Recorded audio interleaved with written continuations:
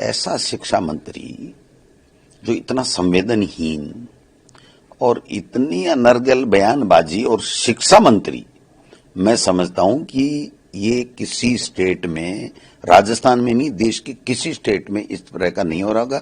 लेकिन वो शिक्षा मंत्री बना हुआ क्यों है ये आप समझ सकते हो, क्योंकि वो आरएसएस का चहेता है और आरएसएस की यही सोच है कि इसी तरीके से अनर्गल बयानबाजी करते रहो, बच्चों की अच्छी एजुकेशन, क्वालिटी की एजुकेशन, बच्चों के पढ़ने के लिए इंफ्रास्ट्रक्चर, ये सब चीजें उनकी प्रायोरिटी में नहीं है। उनकी प्रायोरिटी में हिंदू मुस्लिम करो, आरएसएस की शाखाओं में जाओ और आरएसएस के गुणगान करो। पढ़ने से आपको मतलब नहीं। आप समझिए कि लोग कहां जा रहे हैं, देश कहां जा रहा है, ग्लोबलाइजेशन का जमाना है और ये हमें जो है राजस्थानी और दूसरी भाषाएं कह रहे हैं ये पढ़ो, अंग्रेजी मत पढ़ो। तो आप बताओ कि मातृभाषा तो हमारी है ही है, वो तो हम हमारे घर में, परिवार में, सब जगह बोलते ही हैं, लेकिन आज आगे बढ़ने के लिए इंटरनेशनल लैंग्वेज जो है वो चाहिए और उसके लिए वो मना करते हैं। तो शिक्षा मंत्री जी आज जो प्रशासनिक स्वीकृति निकली है, ये 7 बच्चों की हत्या होने के बाद में, मैं हत्या कहूंगा इसको, हादसा नहीं कहूंगा, क्योंकि एक सिस्टम की कमी की वजह से ये सब चीजें हुई हैं। और अब प्रशासनिक स्वीकृति निकली है, कब इसकी वित्तीय स्वीकृति निकलेगी, कब इनके टेंडर होंगे, कब होंगे, ये होंगे। आप बताइए कि मार्च में पास हो गया था, फिर दूसरी साल का बजट है साहब, ये तो पहली साल का नहीं है। तो शिक्षा मंत्री जी शिक्षा के ऊपर एक शब्द नहीं बोलेंगे, अनर्गल बयानबाजी करेंगे। हमने इस्तीफा मांगा है, नैतिक, वो कह रहे हैं कि नैतिक जिम्मेदारी मैंने ले ली।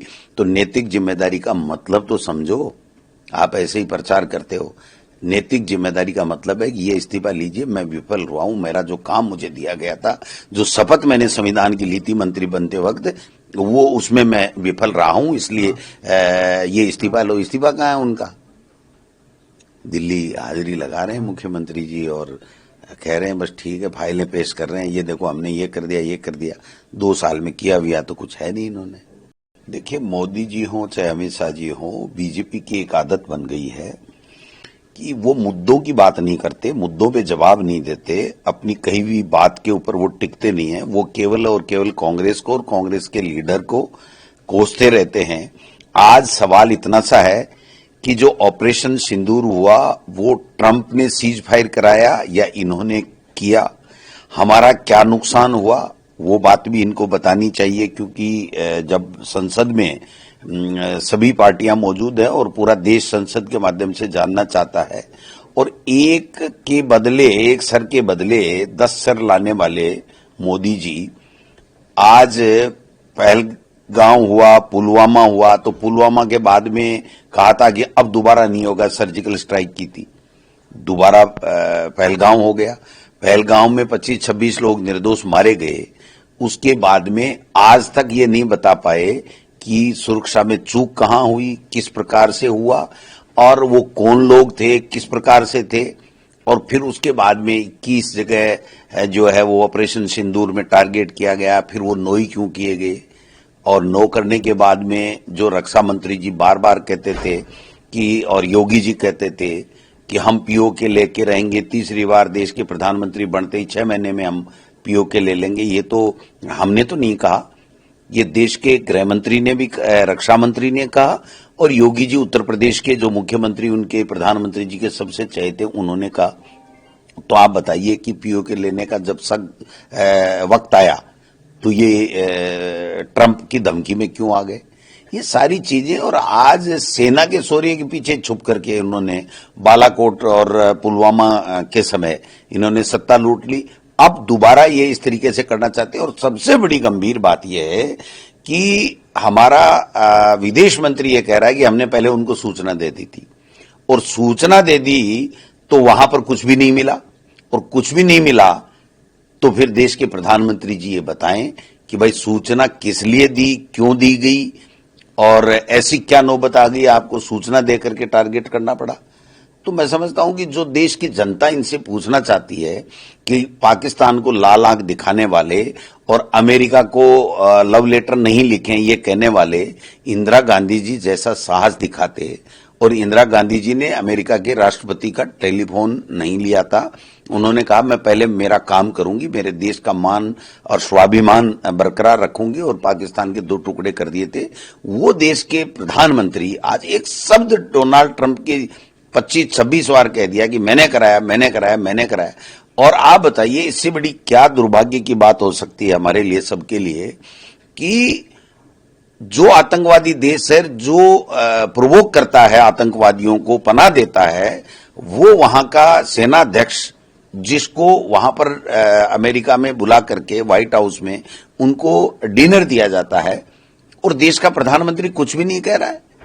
तो आप समझ सकते हैं। और पहलगाम होने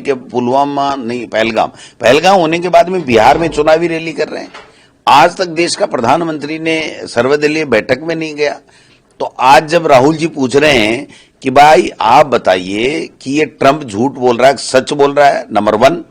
दूसरी बात, किसकी चूक हुई, कैसे 25 हमारे हिंदुस्तानियों का खून हुआ।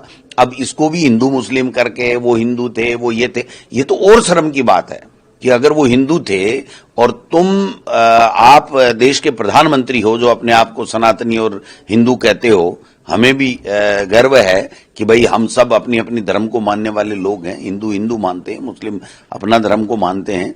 तो आप फिर आपके रहते हुए ऐसा कैसे हो गया कि वो 25 हिंदुओं को मार के चले गए?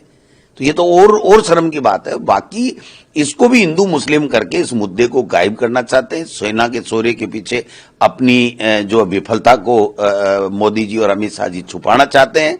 मैं समझता हूं कि ये देश सारे देख रहा है और समय आने पे इनको सबक सिखाएगा। और अब मोदी जी या अमित शाह जी कहीं भी जो है वो सफल नहीं होंगे, क्योंकि देश इनकी सच्चाई जान चुका है। 3 आतंकी मारे गए हैं, उनको लेकर क्या कहना? ना मोदी जी और अमित शाह जी तो नहीं गए ना वहां।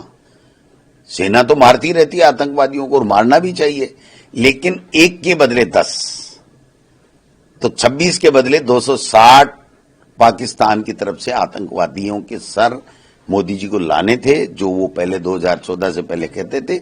वो नहीं कर पाए, और देश का मान और स्वाभिमान जो ट्रंप गिरा रहे हैं, उसके ऊपर नहीं बोलना, इससे 100% स्पष्ट होता है कि कमजोर हैं। और वास्तव में जो एक बार कहा था ना अमेरिका में जाके कि मेरे खून में व्यापार है, तो ये व्यापार ही है इनके खून में। राष्ट्रभक्ति मुझे कम नजर आती है, वरना तो ट्रंप ऐसी बात कह दे और फिर चुप रह जाए मोदी जी, ये हमारे लिए ठीक नहीं। मोदी जी ये भी कह रहे हैं कि सर्जिकल स्ट्राइक के दौरान भी सबूत मांगे थे।